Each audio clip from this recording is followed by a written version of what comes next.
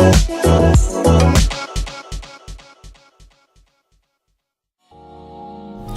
hello everybody, and welcome to another edition of the Discourse. This edition will be for the week that started on November 16th, 2014, all the way up to the end of the month. Alright, well, there was a bit of a scam last week in terms of PS4. There was a listing for a PS4 for $90 on Amazon, and due to Wal-Mart at the time having a price match policy, what people did was went to Walmart, told them, hey, the PS4 is $90 on Amazon, and many people were able to get a PS4 for $90. Crazy deal.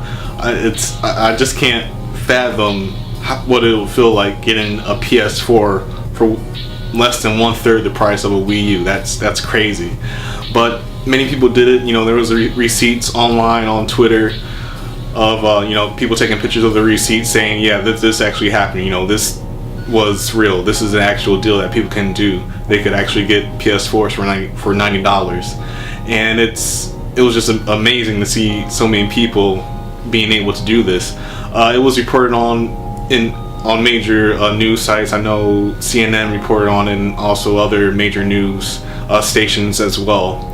And due to this scam, Walmart had to change their policy. Now you can't have a price match on stuff on Amazon anymore.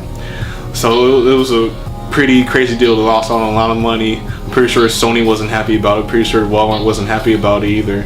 And it was a mess. I mean, people did take advantage of it, but at the same time, you know, they knew that it was, you know, kind of a scam to do it.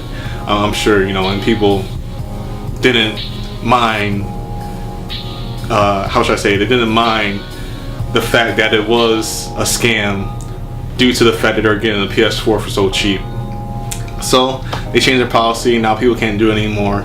But those people who got a PS4 for $90 are probably the happiest gamers for this generation of gaming, because that's just a crazy deal. Alright, Smash Brothers for the Wii U launched on Friday, and the game did very well. It sold a little bit under 500,000 for its opening weekend in the US. It sold 490,000 copies in 3 days, and that's great. Smash Brothers also for the Wii U also had a lot of good reviews. It has a pretty high score on Metacritic right now. I don't know exactly where it's at right now, but it's a pretty high score. It's one of the top Wii U games in terms of ratings. Wii U is a great system to have for its exclusives, but at the same time, you're gonna feel pretty sad if the Wii U is the only system you have, since there's no third-party support for the system at all, pretty much. Therefore, the Wii U is a great system to have if you have an Xbox and or a PS4, and this game just adds on to the Wii U's very solid library.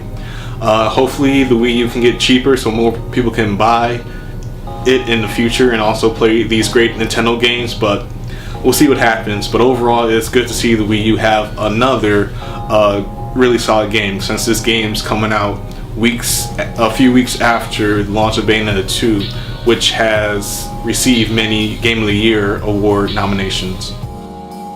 Alright, and then off this edition of D-Pad Discourse, one of my favorite games of all time turned 20 years old a few days ago, and that game is Donkey Kong Country for the Super Nintendo. And I remember being a kid seeing this game for the first time. My cousin had Super Nintendo, and he brought it over, and he let me play the game for the very first time, and I was just blown away by the way the game looked and the music. The music was amazing. The aquatic ambience track is just one of the greatest pieces of video game music of all time to me. It's an amazing track. I could listen to that all day, pretty much. But it's great seeing Donkey Kong still around. You know, we just talked about Smash just a few minutes ago, and Donkey Kong's a character in that. And pretty much, Donkey Kong Country made Donkey Kong relevant. I would say that if you're a person born after 1985, you more likely know Donkey Kong from Donkey Kong Country rather than the old Donkey Kong game in the arcade. So it definitely played a role in making that character stay relevant to many people around my age, and even kids younger, people to this day. kids to this day. So it played a major role. The series is great. I would say that 2 is my favorite Donkey Kong out of the series, because shortly after Donkey Kong Country 2 came out, that was the time that I got the Super Nintendo, and that was one of my first games that I got on the Super Nintendo, was Donkey Kong Country 1 and 2, and I played both of them for a very long time.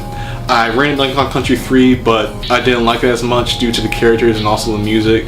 Although Donkey Kong Country 1 and 2 were much better in my opinion, but Donkey Kong Country 3 was still a good game. Anyway, it's a great game. If you, for some reason, haven't played it, definitely play it. I believe it's on the Wii U store. You can download it and play it there. But it's one of the best platformers of all time in my opinion, and it's a fantastic game. And 20 years later, it still holds up very well. Alright, well, that was another edition of the D-Pad Discourse. I hope you guys enjoyed it. The Thanksgiving week is pretty slow in terms of news, which is why I combined this edition of the D-Pad Discourse with, for last week as well as this week. I combined them together since the news for this week is going to be pretty slow, since a lot of people are out for Thanksgiving holiday.